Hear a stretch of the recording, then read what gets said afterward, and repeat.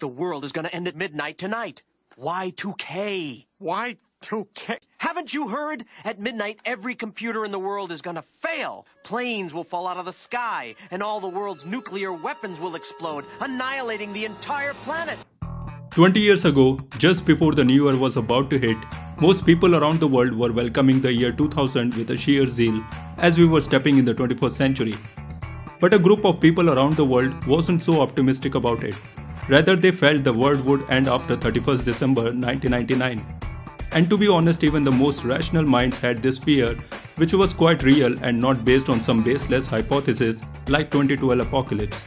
So let's discuss what it was all about.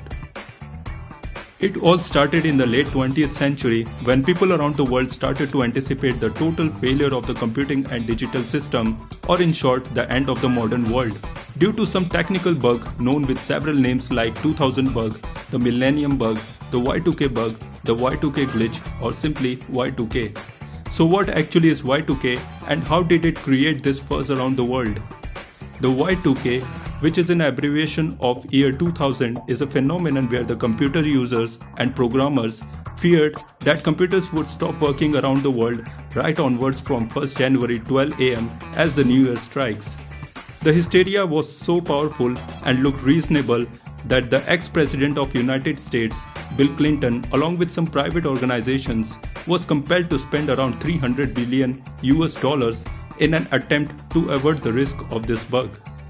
Not only this, the ex-president even signed Y2K Act, which would give companies an easier time in court if they were to get sued because of something related to Y2K. Now, why did it even started in the first place?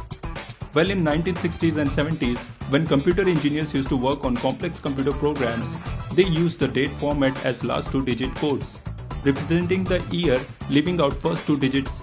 Like for an example, instead of writing the year 1st January 1999, they would write 1st January 99 or simply the last two digits in the year's place.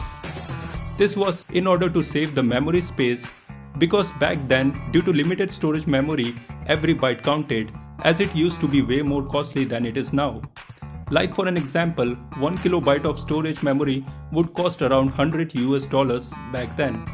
This small adjustment with the memory led to the wild assumptions which soon shook the world, or at least what people assumed it did.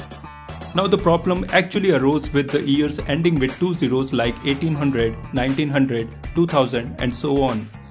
Like the year 1900 and 2000 represents the same year in that previous dating format, which might trick the computers to undergo the impression that they are going again in 1900, which may result in severe accidents around the world. Like banks would stop working as they might lose records, international scheduled airlines departure might go haywire, which may result in crash, affecting the clocks of GPS satellites, failure of traffic lights, power systems, military networks and internet. As a result of this upcoming chaos, long lines could be seen outside the general stores, which prompted increased sales in water and food cans as a survival items. Bunkers were made, hazardous weapons and kits were on sale, and all this was for an unprecedented and unnatural disaster humans would ever see. And to be honest, the fear was legit, as the computer technology was new at that time and people knew very less about it.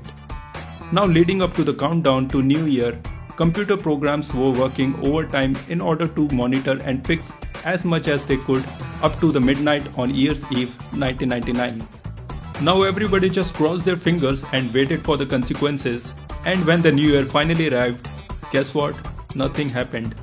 Except few minor things like an alarm sounded at a nuclear power plant in Japan, around 10,000 card swiping machines stopped processing credit and debit transactions, and mobile phones were deleting old messages instead of new ones, and few computers displayed wrong dates, and nothing major happened. But this again poses a very serious question on how we are so much dependent on the technology that it will surely going to affect us, if not today, but the side effect is imminent. So this was all about the mania that happened exactly 20 years ago. If you like the video, please like, share, comment and don't forget to subscribe.